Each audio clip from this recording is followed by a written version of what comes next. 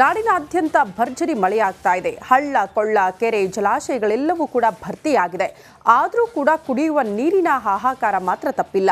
ಆ ಭಾಗದ ಜನ ನೀರಿಗಾಗಿ ಈಗಲೂ ಕೂಡ ಪರದಾಡ್ತಿದ್ದಾರೆ. ಯಾವುದು ಆ ಊರು, ಏನಿದೆ ಅಲ್ಲಿನ ಪರಿಸ್ಥಿತಿ, ಆ ಕುರಿತ ಒಂದು ರಿಪೋರ್ಟ್ ಇಲ್ಲಿದೆ.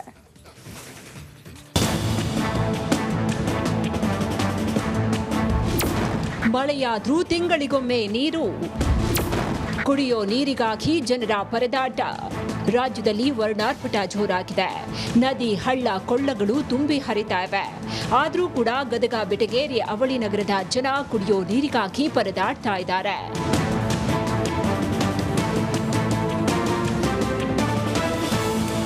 ಇಲ್ಲಿನ ನರಸಾಪುರದಲ್ಲಿರುವ ನೇಕಾರರ ಗಲ್ಲಿಯಲ್ಲಿ ಕುಡಿಯುವ ನೀರಿನ ಬವಣೆ ಮುಂದುವರೆದಿದೆ.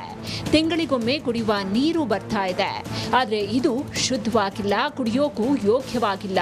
ನೀರಿನಲ್ಲಿ ಹುಳುಗಳು ಬರ್ತಾ ಇವೆ.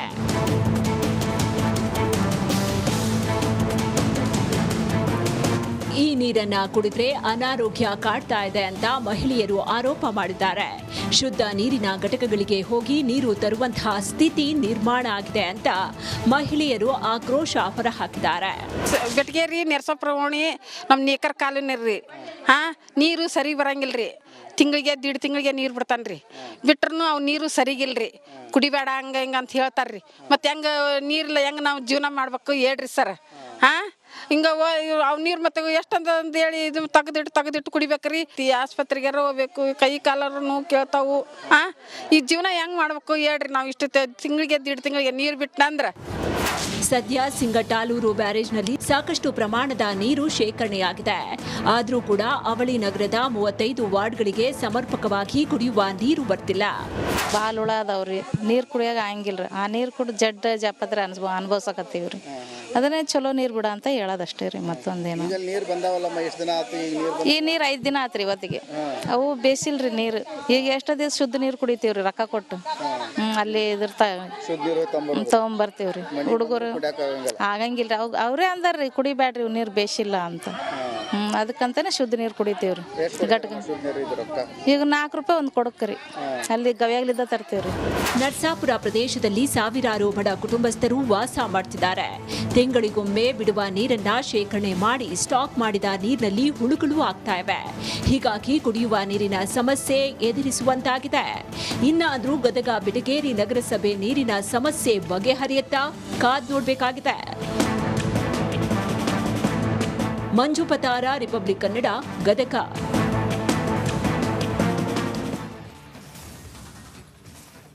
ಅಲ್ಲಿ ಯಾರೂ ಇಲ್ಲ. ಸುತ್ತಲೂ ಹಚ್ಚ ಹಸಿರು, ಸಾಕು ಪ್ರಾಣಿಗಳು ಮತ್ತು ಆ ವ್ಯಕ್ತಿಯಷ್ಟೇ. ಈ ಪ್ರದೇಶವನ್ನ ಬಿಟ್ಟು ಬಾ ಅಂತ ಕರೆದ್ರೂ ಕೂಡ ಆ ವ್ಯಕ್ತಿ ಮಾತ್ರ ಬರ್ತಾ ಇಲ್ಲ. ಈ ಕುರಿತ ಒಂದು ರಿಪೋರ್ಟ್ ಇಲ್ಲಿದೆ ನೋಡಿ.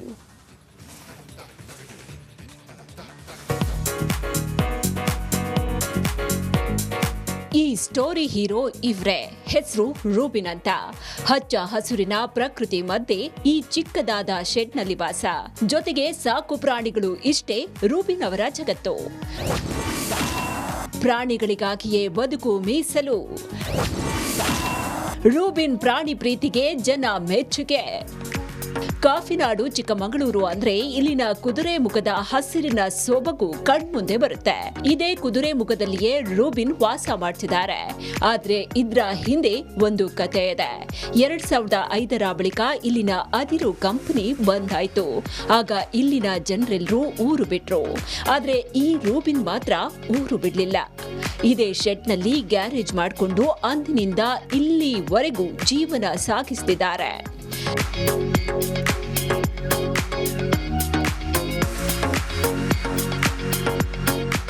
ಪ್ರಾಣಿಗಳಿಗಾಗಿಯೇ ಇಲ್ಲಿಯೇ ಉಳಿದುಕೊಂಡ ರೂಬಿನ್ ಅಂದಿನಿಂದ ಇವುಗಳ ಒಟ್ಟಿಗೆ ಇಲ್ಲಿಯೇ ಇದ್ದಾರೆ. ಪ್ರಾಣಿ ಪ್ರಿಯ ಅಂತಾನೆ ಗುರುತಿಸಿಕೊಂಡಿದ್ದಾರೆ. 1972ನೇ ಇಸ್ವಿಲಿ ಕುದುರೆ ಮುಖ ಇದು ರನ್ನಿಂಗ್ ಆಯ್ತು. ಅದ್ರ ಮೇಲೆ ಬಂದಂತಾರ ಅವರು. ಇಲ್ಲಿ ತುಂಬಾ ಈಗ ಗಾಡಿ ಅದು ಇದು ಎಲ್ಲ ರಿಪೇರಿ ಮಾಡಿ ಎಲ್ಲ ಇದು ಮಾಡ್ತಾ ಇದ್ದಾರೆ. ಹಾಗೆ ಒಂದು ಈ ಬೆಕ್ಕು ಪ್ರಾಣಿಗಳ ಸಂಗ್ರಹ ಅದನ್ನು ಮಾಡ್ತಾ ಇದ್ದಾರೆ. 3 ದಶಕದಿಂದ ಗ್ಯಾರೇಜ್ ನಡೆಸ್ತಾ ಇರುವ ರೂಬಿನ್ಗೆ ಈಗಲೂ ಸ್ವಂತ ಮನೆಯಿಲ್ಲ. ಶೆಡ್ನಲ್ಲಿಯೇ ವಾಸ. ನಾಯಿ, ಕಾಡು ಹಂದಿ, ಬೇರೆ ಪ್ರಾಣಿಗಳು ಈ ಶೆಡ್ ಹತ್ರ ಆಹಾರವನ್ನ ಅರಸಿ ಬರ್ತಾ ಇವೆ. ಚಿರತೆ ಕೂಡ ಶೆಡ್ ಬಳಿ ಬಂದು ಆಹಾರ ಸೇವಿಸಿ ವಾಪಸ್ಸಾಗಿರುವ ಉದಾಹರಣೆ ಇದೆ ಎನ್ನಲಾಗ್ತಾ ಇದೆ. ಇನ್ನು ಊರಿಗೆ ಬಾ ಅಂತ ಸಂಬಂಧಿಕರು ಬಂದು ಕರೆದಿದ್ದಾರೆ, ಆದ್ರೂ ರೂಬಿನ್ ಹೋಗಿಲ್ಲ. ಅವರೆಲ್ಲ ಕುಟುಂಬದಸ್ಥರು ಬಂದಾಗ ನಾನು ಬಂದಿದೆ ಗಾಡಿ ರಿಪೇರಿ ಮಾಡ್ಸಕ್ಕೆ. ಅವಾಗ ಕರೆದ್ರು, ಬೇಡ ನೀನ್ ಬಾ, ನೀನ್ ಅಲ್ಲಿಗೆ ಊರಿಗೆ ಹೋಗೋಂತ. ಇಲ್ಲ ನಾನು ಬರಲ್ಲ, ನಾನು ಪ್ರಾಣಿ ಬಿಟ್ರು ನಾನು ಬರಲ್ಲ, ಪ್ರಾಣಿನ ಊಟ ಹಾಕೋರು ಯಾರಿದ್ದಾರೆ ಅದಕ್ಕೆ, ನಾನು ಅಲ್ಲಿ ಬಂದ್ರೆ. ಹಾಗಾಗಿ ಪ್ರಾಣಿ ಬಿಟ್ಟು ಅವ್ನು ಎಲ್ಲೂ ಹೋಗೋದಿಲ್ಲ. ಪ್ರಾಣಿ ಅಂದ್ರೆ ಅವನಿಗೆ ಜೀವನೇ. ಅವನು ಅದರಿಂದ ಕಾಡಂದಿ ಬರ್ತದೆ, ಹಂದಿಗಳು, ಮತ್ತೆ ಎಂತ ತುಂಬಾ ಪ್ರಾಣಿಗಳು. ಅದ್ ನೋಡಿದ ಅದೊಂದು ವರದಿ ಮಾಡಿದ ಅದು ಚಾನಲ್ ನೋಡಿ ನನಗೆ ಒಂಥರ ಆಶ್ಚರ್ಯ ಇತ್ತು. ತನ್ನ ಇಡೀ ಬದುಕನ್ನ ಪ್ರಾಣಿಗಳಿಗಾಗಿಯೇ ಮೀಸಲಿಟ್ಟಿರುವ ರೂಬಿನ್ಗೆ ಇಲ್ಲಿನ ಜನ ಫಿದಾ ಆಗಿದ್ದಾರೆ. Chetan Padmashali, Republic Kannada, Chikkamagaluru. TB dam Kalyana ಕರ್ನಾಟಕದ ಜೀವನಾಡಿ. ಆದರೆ ಕಳೆದ ಕೆಲ ದಿನಗಳ ಹಿಂದೆ ಕ್ರಸ್ಟ್ ಗೇಟ್ ಕಿತ್ತು ಈ ಭಾಗದ ಜನರ ಆತಂಕಕ್ಕೆ ಕಾರಣವಾಗಿತ್ತು. ಆದರೆ ಈಗ ಆತಂಕ ದೂರವಾಗಿದೆ. ರೈತರ ಮುಖದಲ್ಲೂ ಕೂಡ ಮಂದಹಾಸ ಮೂಡಿದೆ. ಜಲಾಶಯಕ್ಕೆ ಜೀವ ಕಳೆ ಬಂದಿದೆ. ಈ ಕುರಿತ ಸ್ಪೆಷಲ್ ರಿಪೋರ್ಟ್ ಇಲ್ಲಿದೆ.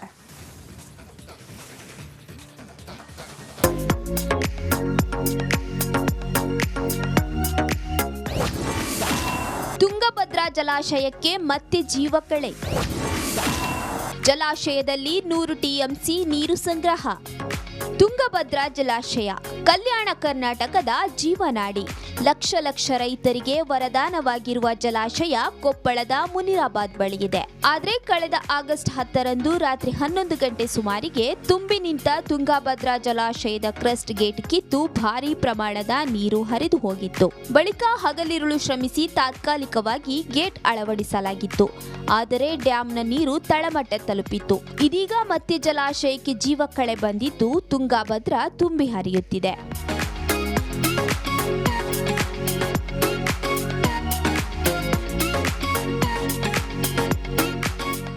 ರೈತರೆಲ್ಲ ಈಗ ಖುಷಿಯಾಗಿ ತುಂಗಭದ್ರಾ ಜಲಾಶಯಕ್ಕೆ ಗಂಗಾ ಪೂಜೆ ಸಲ್ಲಿಸಿ ಬಾಗಿನ ಅರ್ಪಿಸಿದ್ದಾರೆ. 105 ಟಿಎಂಸಿ ಸಾಮರ್ಥ್ಯದ ಜಲಾಶಯದಲ್ಲಿ 100 ಟಿಎಂಸಿ ನೀರು ಸಂಗ್ರಹವಾಗಿದೆ.